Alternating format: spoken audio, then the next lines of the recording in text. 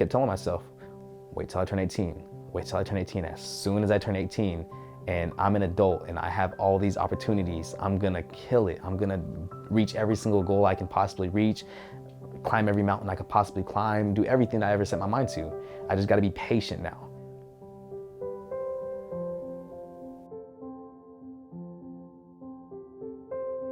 So I have two different entries into the foster care system. The first one was from the ages of birth to the age of 4. I wasn't always in a stable position with my biological mother. I never met my biological father. He was not there when I was born. I was moving frequently from home to home amongst biological relatives. When I turned around 3, 4, I officially entered the foster care system alongside with my brother and my sister. The first one, I was kind of taken away from my family. I was stripped of my culture, I was stripped of my family, my love, my normalcy, all that stuff. I stayed in foster care from the age of 4 all the way to the age of 10. And in between those 6 years, I went through at least 12 different homes. At the age of 10, I actually got adopted by a relative, my cousin and her husband.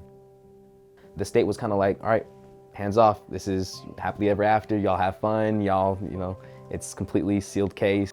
And it started off pretty good. I was with them for about 4 years, so from the ages of 10 to 14. And it didn't really just jump straight into an abusive household or a neglectful household. It kind of started to build up over the years, to the point where I had jumped out of a moving car 7 miles out of Vegas and walked back to Vegas to place myself back in the foster care system, to a place where I've already been traumatized. I was from the age of 14 to 18 when I aged out of care.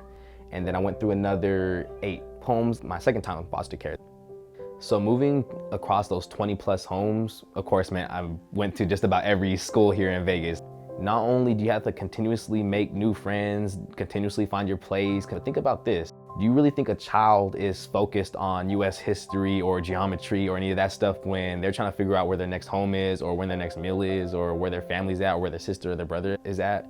It's hard to focus on, education when you got all this huge backstory going on in the background. So for me specifically, of course, grades dropped. Of course, it was hard to make friends. Of course, it was just very uncomfortable for me to continuously be moving time after time after time.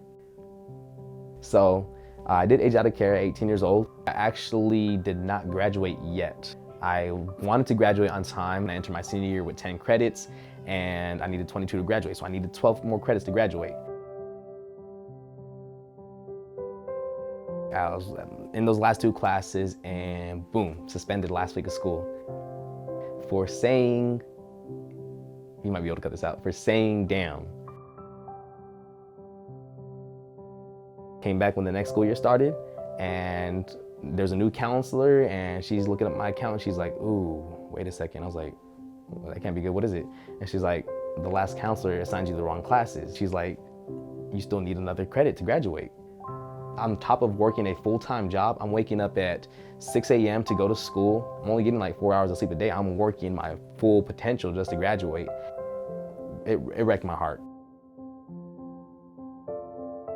When I turned 18 and I was aging out of care, I thought I was gonna be completely on my own. I do what I want, everything's gonna be my way, and I'm never gonna have to connect with an adult ever in my life.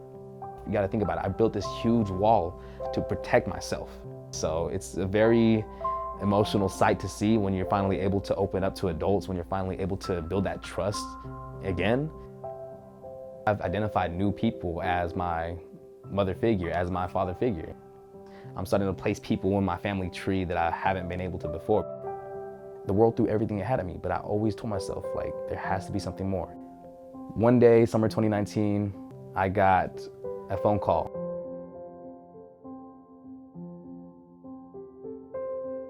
After that opportunity in Seaside, Oregon with Foster Club, I was able to start speaking across the states, and it was amazing. I wasn't a very talkative person as a kid growing up in foster care, so now I'm ready to invest myself into my community, and that's where I found foster kinship.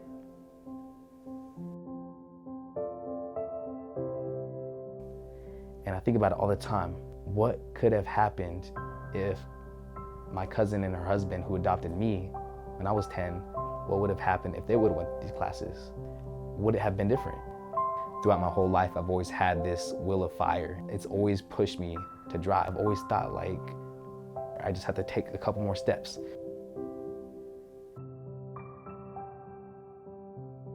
I tell people all the time, I can give you mediocre Emilio for the rest of my life, or I can go take this 4-year leave and come back and give you Emilio that kills it every single time.